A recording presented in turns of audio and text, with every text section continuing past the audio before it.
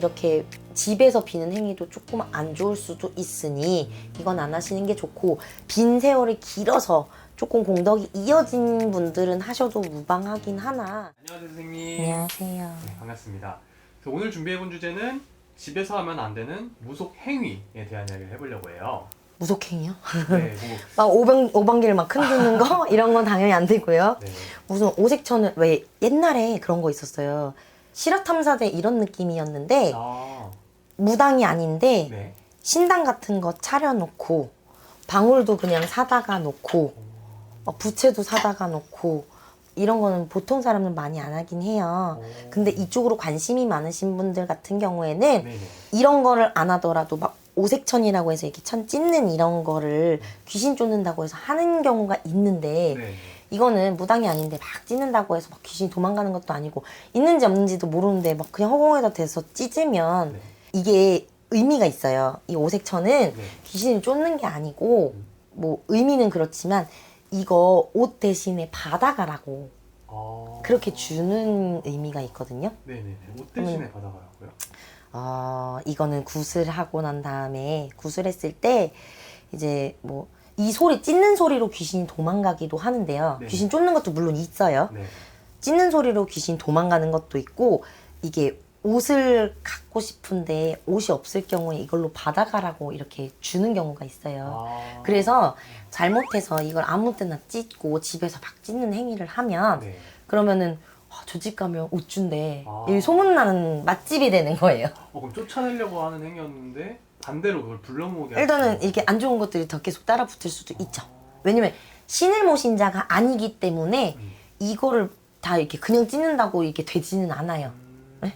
이해 가셨죠? 네. 그래서 그것도 안 되고, 그리고 뭐 초를 켜는 거는 왜 죽으면 전등 불빛이 하나도 보여지지가 않아요. 촛불은 볼 수 있어요.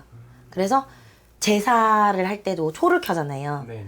그 불빛 보고 찾아오라고. 아, 그러니까는 이 초를 켜는 것도 웬만하면 안 하는 게 좋아요. 그래서 왜 이 기운이 좀 사람마다 달라서 이렇게 조금 느끼는 것도 많이 느끼고 이런 영향을 많이 받는 사람은 초 켜지 말라고 하는 거고요. 네네. 그냥 보통 사람은 켜도 상관은 없지만 더 내가 안 좋은 시기가 있어요. 안 좋은 시기에 초를 켰을 때는 왜 이렇게 귀신들을 끌어모으기도 하니까 안 켜는 게 좋은 사람이 있고, 켜도 되지만 이 시기는 피해야 되는 사람이 있고, 네네.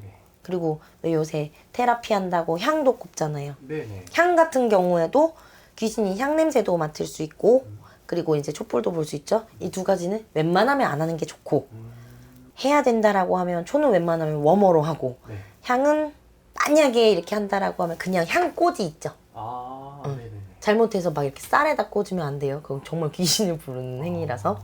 그러니까 향도 안 하는 게 좋은데 정말 막 이렇게 뭐 요가, 명상 이런 거 할 때 도움이 된다고 하면 그냥 그거는 하나 정도는 하셔도 괜찮기는 해요. 아, 그럼 같은 행위라고 하더라도 그 사람이 조금 안 좋은 그렇게 많이 쌓여있는 사람들한테 오히려 더 많이 붙게 되는 거예요, 귀신이? 왜 귀문관살이라고 하죠. 이게 귀신이 들어올 수 있고 막 이런 문이 열려 있을 때는 각자마다 그 문이 열리는 시기가 있어요. 이게 저절로 닫혀 있는 경우도 있고 그냥 살짝 열려서 조금 이렇게 나쁜 것들이 따라붙거나 들어올 수 있는 시기들이 있어요. 이 시기를 피하면 괜찮은데 이 시기에는 하면은 안 좋은 것들이 나를 나쁘게 하니까 이런 거를 조심하시라 그러는 거거든요. 그래서 연초에 점을 봤는데 상갓집도 가지 말고 뭐 초나 향 절대 피우지 마 이러면 그 시기가 안 좋은 시기라 그때는 조심을 해야 되는 거고, 뭐 계속 안 좋은 사람이 있을 수도 있어요. 본인은 평생 하면 안 돼 이러면 안 하는 게 좋고요. 원래 해도 되는데 올해만 조심하세요 하면 올해만 조심하면 되고요. 알겠습니다. 제가 이거는 좀 따로 궁금한 건데 뭐 빌고 물 떠놓고 빌고 살았다 뭐 이런 얘기도 있잖아요. 네. 네, 그런 건 뭐예요? 그거 왜 옛날에 할머니들이 장독 때 물 떠놓고 빌었다 막 이러잖아요. 그거 비는 행위 자체는 원래 이렇게 예전에는 부엌에는 뭐 조왕신이 있고 집터에는 성주신이 있고 뭐 측간에는 측신이 있고 왜 그거 있잖아요. 신과 함께 그 만화든 그거 영화로도 있나요? 네네. 네. 그런 것처럼 이렇게 각자 지키는 그런 신들이 있어요. 그 신들한테 비는 건데 천지신명님이라고 하면 그냥 하늘에 대고서는 빌고 이렇게 하는데 빌었던 행위 자체가 나쁜 건 아니에요. 그런데 이게 계속 빌어왔고 계속 거기를 계속 쭉 대우를 해왔으면 이거는 상관이 없는데 안 하다가 갑자기 내가 원하는 게 있어 갑자기 뭐 부엌에다가 물 떠놓고선 갑자기 빈다고 해서 손이 이루어지는 거는 아닐 수 있거든요. 네네. 그런데 이것도 마찬가지예요. 내가 조금 수가 사나울 때는 이렇게 집에서 비는 행위도 조금 안 좋을 수도 있으니 이건 안 하시는 게 좋고 빈 세월이 길어서 조금 공덕이 이어진 분들은 하셔도 무방하긴 하나 솔직히 요새는 그런 분이 많지는 않거든요. 네.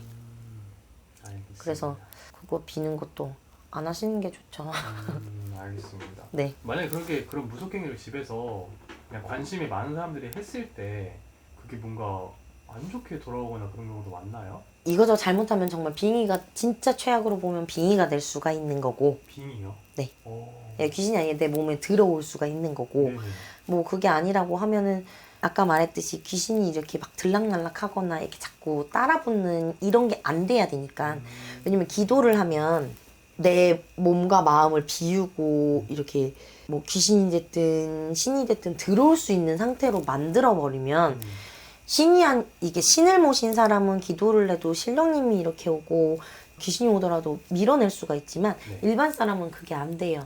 그러면 물 떠놓고 정말 그냥 이렇게 빌고서는 제발 도와주세요 이 정도로만 하면 되는데 정말 눈 감고 합장하고 막 빌어버리면 네. 이게 문제가 생길 수 있다는 거죠. 알겠습니다. 선생님 오늘 이렇게 집에서 하면 안 되는 무속 행위에 대해서 이렇게 짧게 알아봤는데 다음에 또 더 새로운 주제랑 사람들이 많이 궁금해하는 주제로 다시 한번 찾아뵙는 걸로 하겠습니다. 감사합니다.